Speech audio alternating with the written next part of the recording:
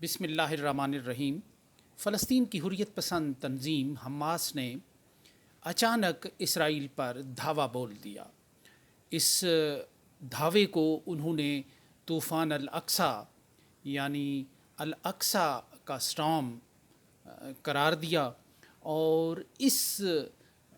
حملے میں حماس نے اپنی پوری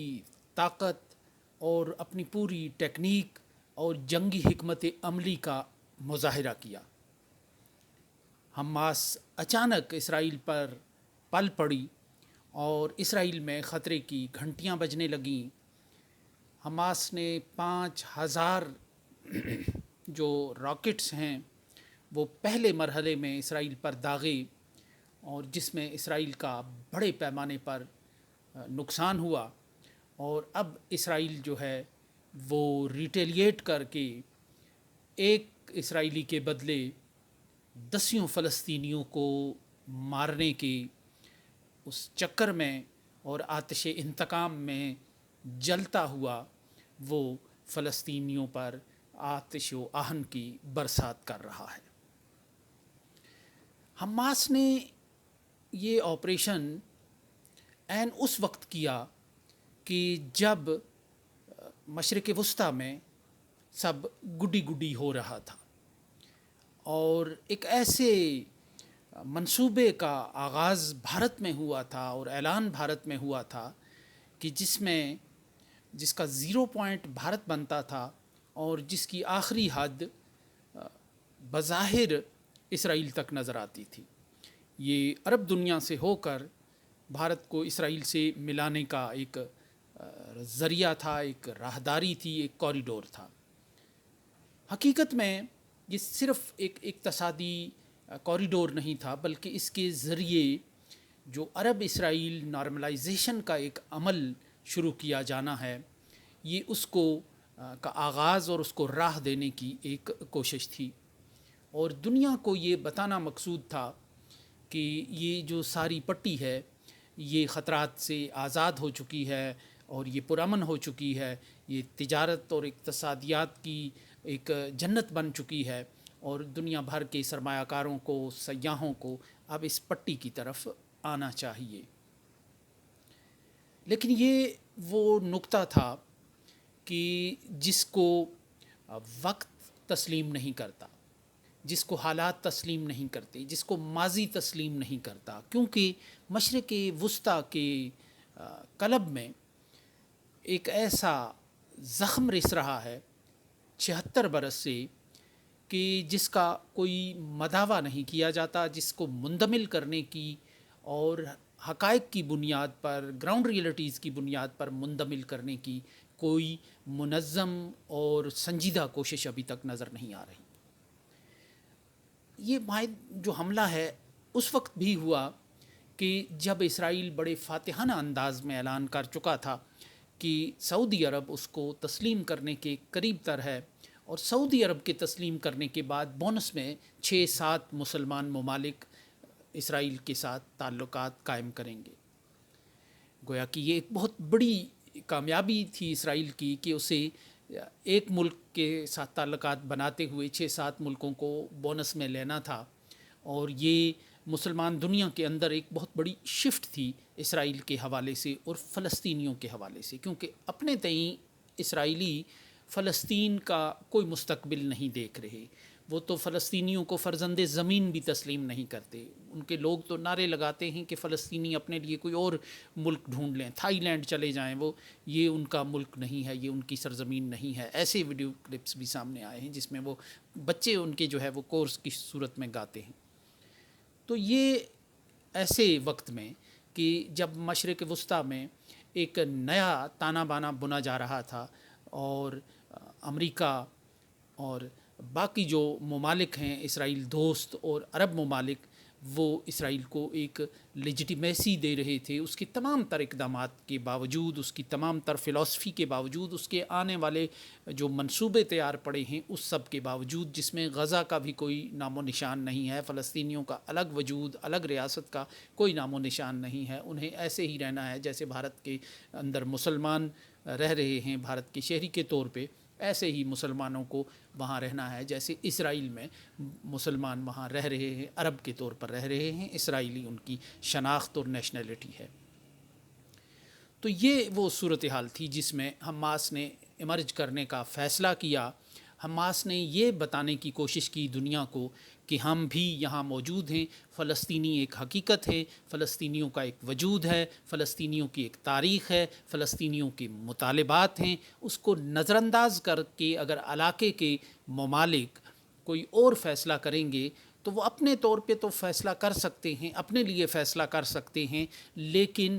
وہ فلسطینیوں کے بہاف پہ وہ فیصلہ نہیں کر سکتے، کیونکہ فلسطینی اس اسٹیٹس کو تسلیم نہیں کرتے، اس قبضے کو تسلیم نہیں کرتے، وہ لڑتے رہیں گے اور یوں یہ زخم جو ہے یہ ناسور بن کر رستا رہے گا۔ یہ پیغام ان خلیجی ریاستوں کے لیے بھی تھا جو بہت بے چین اور بےتاب ہیں اسرائیل کو تسلیم کرنے کے لیے، جن میں کچھ تو ڈھہ گئے ہیں اور کچھ اب رکوع کی حالت میں ہیں اور بس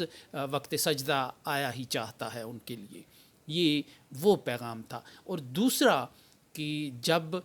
یہ کوریڈور جو یہ بنایا جا رہا تھا یہ اوپنلی یہ تھا کہ چین کا جو بیلٹ اینڈ روڈ منصوبہ ہے انٹرنیشنل، یہ اس کو کاؤنٹر کرنے کے لیے سب سے بڑی اور سب سے مضبوط کوشش ہے۔ ابھی تو یہ ایک تصور ہے، لیکن اگر یہ عمل میں آتا ہے تو یہ چین کی ساری فلسفی کو، اس سارے قدم کو یہ بے معنی بنا کر رکھ دے گا۔ اور یہ اعلانیہ جو بھارت میں اعلانیہ یہ بات ہوئی کہ یہ کوریڈور جو ہے یہ اس کا متبادل ہے۔ اب ظاہر ہے کہ بہت تگڑے ممالک ایسے ہیں کہ جو چین کے ساتھ ہیں، روس کے ساتھ ہیں، ایران ہے، شام ہے، اور پھر عرب دنیا کے اندر جو ایک سینٹیمنٹ ہے فلسطین حمایت کا اور امریکہ کی اسرائیل کے لیے کھلی سرپرستی کی مخالفت کا، وہ سینٹیمنٹ اپنی جگہ موجود ہے اور اس نے بھی اپنا کام دکھانا تھا۔ ابھی اس کوریڈور کے اعلان کے تھوڑے ہی دنوں بعد شام کے جو صدر ہیں بشار الاسد وہ چین پہنچے اور وہاں ان کا پرتپاک استقبال ہوا، اور یوں ایک نئی جو گیم ہے اس ریجن میں، جو مخالف قوتیں ہیں اس ساری منصوبے کی، وہ دوبارہ سر اٹھاتی ہوئی نظر آئیں۔ تو یہ جو حماس کا ایک چیلنج ہے اسرائیل کو، یہ حقیقت میں صرف حماس کا چیلنج نہیں ہے، یہ ان قوتوں کا بھی چیلنج ہے کہ جو عالمی سطح پر ایک طرح سے وہ انہیں آئسولیٹ کیا جا رہا ہے یا انہیں بیکار کیا جا رہا ہے، انہیں سائیڈ لائن کیا جا رہا ہے، ان کے منصوبوں کو ناکام بنانے کے لیے نئے منصوبے لانچ کیے جا رہے ہیں۔ تو یہ ان کی طرف سے بھی ایک پیغام ہے۔ اگر وہ قوتیں پوری طرح انوالو ہو جاتی ہیں فلسطین کے اندر، اور یہ ایک جھٹکا ہے، تو اس کا مطلب یہ ہے کہ یہ مشرق وسطیٰ میں امن اور آشتی ایک خواب ہی رہے گی، اور اگر امن اور آشتی نہیں ہوگی تو پھر اقتصادیات بھی آگے نہیں بڑھ سکتی، پھر اقتصادی راستے بھی نہیں بڑھ سکتے۔ سی پیک کی جو ابھی تک کی سست رفتاری ہے اس میں سب سے بڑا مسئلہ یہی ہے کہ امن و امان ہے، کیونکہ اس کے مخالفین نے اس کو غیر محفوظ بنانے کی کوشش کی، ملیٹنسی متعارف کرا کے، ملیٹنسی کو آگے بڑھا کے، اور یہی صورتحال اگر کہ اسرائیل کے پہلو میں اگر اور عرب دنیا میں ایک انریسٹ ہوگی اس فلسطین کے حوالے سے، تو یہ سارا منصوبہ جو ہے وہ مکمل نہیں ہو سکتا۔ اب فلسطین اور اسرائیل کا یہ جو تنازع ہے یہ اس وقت ایک عالمی شکل اختیار کر گیا ہے۔ اس میں بڑی دلچسپ ایک صورتحال ہے۔ مثلا ٹویٹر پہ اگر آپ دیکھیں، سوشل میڈیا پہ دیکھیں، تو سب سے زیادہ عمران خان کو ڈسکس کیا جا رہا ہے۔ یعنی عرب دانشور بھی بہت سے ایسے ہیں، ترکی کے دانشور بھی ایسے ہیں۔ ایک عرب صحافی کا ٹویٹ میں دیکھ رہا تھا کہ سامی الہاشمی الحامدی کا، کہ وہ کہہ رہا ہے کہ پاکستانی حکام عمران خان کو ایک دن کے لیے ہی رہا کریں، لیکن کریں تاکہ وہ پاکستانیوں اور مسلم امہ کے جذبات کی ترجمانی کرے فلسطین پر، کیونکہ اگر نظریں طیب اردگان کی طرف اٹھتی ہیں تو وہ فریقین کو صبر سے کام لینے کی تلقین کرتے ہیں، اور اگر نظریں محمد بن سلمان کی طرف اٹھتی ہیں تو وہ حالات کو مانیٹر کر رہے ہیں۔ یہ ایک بڑا گہرا طنز تھا۔ اسی طرح ترکی کے ایک دانشور ہیں، ایک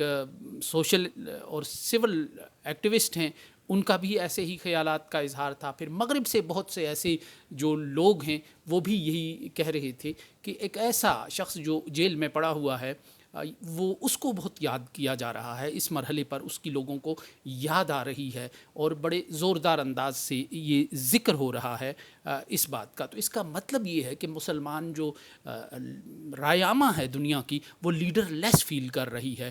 وہ ان کے جذبات کچھ اور ہیں، لیکن ان کی لیڈرشپ ان کے جذبات کی ترجمانی کرتی ہے، نہ ان کے جذبات کی اس لہر کے ساتھ وہ چلتی ہے۔ اور ہم ہمیشہ سے عالم اسلام کا یہی المیہ رہا ہے کہ یہ جب 54-55 بھی تھے تو یہ OIC میں ایک غیر مؤثر طاقت تھے، ان کو اپنی طاقت کا اندازہ نہیں تھا، اور یہ رائے عامہ ان کی کہیں اور جا رہی تھی اور یہ کسی اور رخ جاتے تھے، اور یہی وہ بات تھی، یہی وہ رویہ تھا جس نے ایک رد عمل کو جنم دیا تھا مسلم ریاستوں کے اندر، جو پچھلے عرصے دیکھا جاتا رہا۔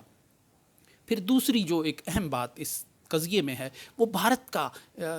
چیخنا چلانا ہے، خنجر چلے کسی پہ تو جلتے ہیں ہم امیر، سارے جہاں کا درد ہمارے جگر میں ہے۔ نریندر مودی نے فوراً ٹویٹ کیا اور حماس کی کارروائی کو جارحیت قرار دیا اور اسرائیل کے لیے نیک تمناؤں اور دعاؤں کا اظہار کیا۔ بھارت کا ٹی وی چینل ایسے رو رہا ہے، بھارت کا میڈیا، کہ جیسے کہ سارے زخم، سارے راکٹ جو ہے وہ ان پر گرے ہیں، اور یوں لگ رہا ہے کہ بالکل ایک ان کے کسی نازک مقام پر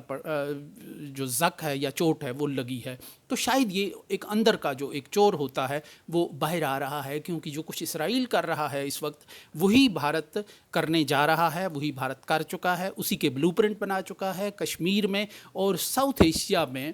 کشمیر کو بھلا کر، کشمیر کو ختم کر کے اور کشمیر کو نظر انداز کر کے معاملات کو آگے بڑھانے، اقتصادیات کو آگے بڑھانے،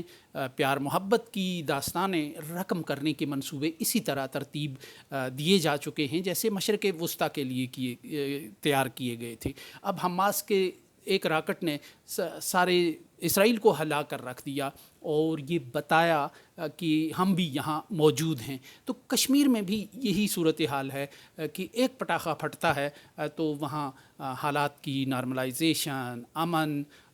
سلامتی، اقتصادی سرگرمیوں کے لیے ماحول کی خوشگواریت اور موافقیت، سب کچھ جو ہے وہ غتربود ہو کر رہ جاتا ہے۔ تو یہ لگتا ہے کہ حماس نے حملہ تو اسرائیل پہ کیا، لیکن چیخیں جو ہیں وہ نریندر مودی اور اس لابی کی اور ان کے حامیوں کی بلند ہو رہی ہیں۔ تو یہ بتا رہا ہے کہ دونوں کے درمیان کس حد تک کوآپریشن اور کوآرڈینیشن ہے۔ یہاں یہ بھی یاد رہے کہ جو مشرق وسطیٰ کا مسئلہ ہے فلسطین، وہ کسی نہ کسی انداز سے تاریخ کے ہر دور میں کشمیر پر منعکس ہوتا رہا ہے، ریفلیکٹ کرتے رہے ہیں اس کے حالات۔ 80 کی دہائی میں اگر وہاں ایک نئے انداز سے یاسر عرفات کو کارنر کرتے ہوئے ایک مزاحمت شروع ہوئی، جو پتھر کا جہاد اور انتفاضہ، تو اسی دور میں شیخ عبداللہ جو ہے اپنی وفات کے بعد ارریلیونٹ ہوتے چلے گئے۔ انہوں نے اندرا عبداللہ ایکارڈ، وہی ایکارڈ کیا جو جو یاسر عرفات نے بعد میں اوسلو میں کیا تھا، تو وہ بھی ریلیونٹ ہو رہے تھے۔ تو اسی دور میں 80 کی دہائی میں کشمیر میں بھی مزاحمت کی ایک نئی تحریک جنم لے رہی تھی۔ تو پھر سارے ادوار کو اگر دیکھا جائے تو وہی دونوں کے درمیان ایک تعلق نظر آتا ہے، اور شاید یہی وجہ ہے کہ اسرائیل اور بھارت نے یہ بھانپ لیا تھا کہ ان دونوں مسئلوں کا علاج ہمیں ایک ہی انداز سے کرنا ہے اور مل کر کرنا ہے اور مشاورت سے کرنا ہے۔ تو یہ بہرحال ایک سگنیفیکنس ہے اس ساری صورتحال کی۔